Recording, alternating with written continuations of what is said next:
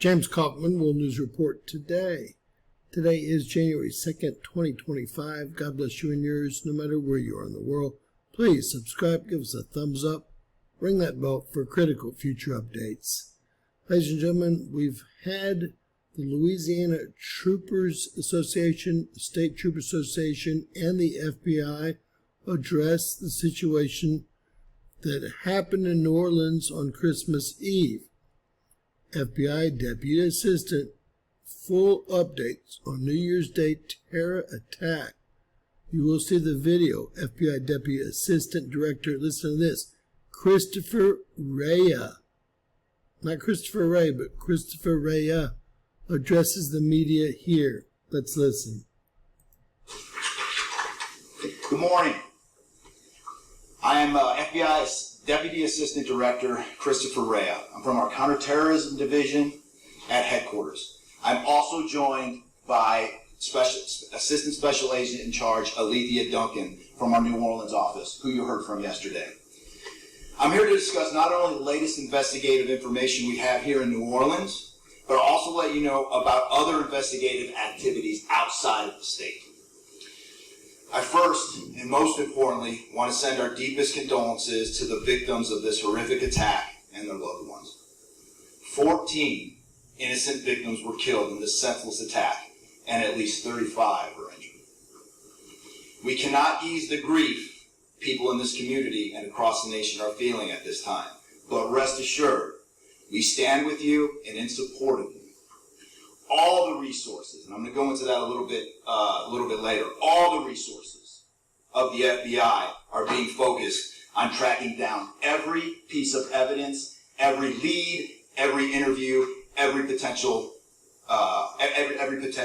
lead we've got. While I won't be able to answer all your questions today, my goal is to be as forthcoming as possible with you on what we've uncovered so far. First and foremost, let me be very clear about this point. This was an act of terrorism. It was premeditated and an evil act. This was obviously a critical incident, and with that, lots of information and tips come pouring in from law enforcement, first responders, and the public. We have been aggressively running down these tips and information. As you all know, that takes time, and we will continue to do so until every lead has been followed through on. This investigation is only a little more than 24 hours old. So I ask you to keep in mind that as I go through some of the specifics later. But at this point, currently, and this is another fact I want to be clear on, we do not assess at this point that anyone else involved in this attack is involved in this attack except for Shamsuddin Jabbar, the subject you've already been briefed on. A little bit about what the FBI is doing. So we are surging people and assets to the area from across the region and across the nation. Special agents in multiple field offices across the country have been deployed and are assisting with potential aspects of this investigation and following up on every lead. Additional teams of special agents, professional staff, and victim specialists continue to arrive to provide more investigative power and assistance to the victims and their families. We've also forward deployed a number of our critical incident response group assets, including members of our hostage rescue team, special agent bomb technicians, and crisis management coordinators. In addition, we have deployed more evidence response technicians to continue to process the various scenes that we have. So far, we have received just over 400 tips from the public, and that information is being followed up on both here in New Orleans and across the country. Some of the tips are here in New Orleans, and there are other tips in other states across the country that we are following up on. The FBI team and our law enforcement partners here are also reviewing hundreds of hours of surveillance and other video from both the French Quarter and other locations. As for a timeline, at this point, investigators believe Jabbar picked up the rented F-150 in Houston, Texas on December 30th. He then drove from Houston to New Orleans on the evening of the 31st, and he posted several videos to an online platform proclaiming his support for ISIS. There were 5 videos posted on Jabbar's Facebook account, which are time-stamped beginning at 1:29 a.m. and the last at 3:02 a.m. In the first video, Jabbar explains he originally planned to harm his family and friends, but was concerned the news headlines would not focus on the, quote, war between the believers and the disbelievers, end quote. Additionally, he stated he had joined ISIS before this summer. He also provided a will and testament. I can testify that he put up several videos which were all scary, and he has actually traveled overseas to the Middle East since he's become a veteran of the U.S. Armed Forces. Now, the other perpetrator in Las Vegas was actually, well, still in operation, if you will. FBI and ATF. FBI, we have a couple different scenes at the location. We have released the scene at Bourbon Street. That scene has been released. We also have a scene off of Mandeville address where we are currently searching that scene right now. FBI and ATF agents have secured that house, and that location is being searched for potential evidence. Now, Mandeville is 15 miles from Bourbon Street. FYI. On New Year's morning, Jabbar opened fire after ramming through a blocked-off area of Bourbon Street, used his truck as a weapon. But it wasn't blocked off. Y'all didn't have the barricades up.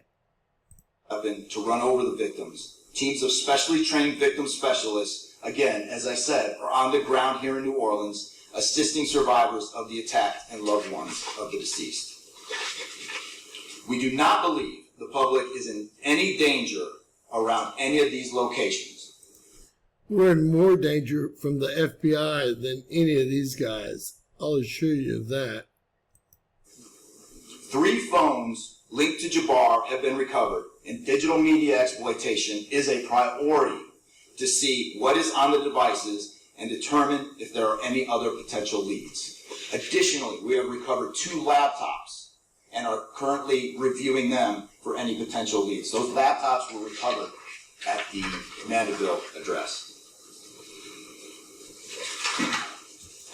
So the Mandeville address is basically part of New Orleans, the upper end. Its technicians will also be going over the F-150 truck Jabbar was driving. As you know, we recovered an ISIS flag from the back of the vehicle.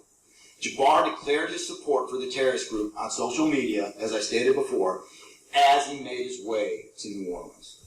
That is some connectivity, I will tell you. Well, let's continue, folks.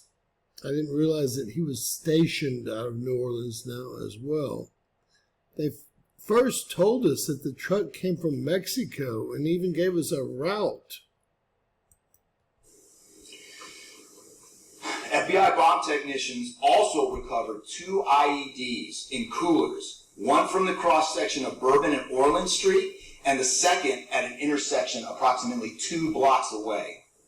There were multiple reports of other devices. Those reports turned out to be misinformation or not actual functioning devices. Those are the only 2 devices that we've been able to recover that work. There are only 2 of them? Is that all? So now we have IEDs around Bourbon Street as well. Yesterday they quote unquote weren't part of any plot.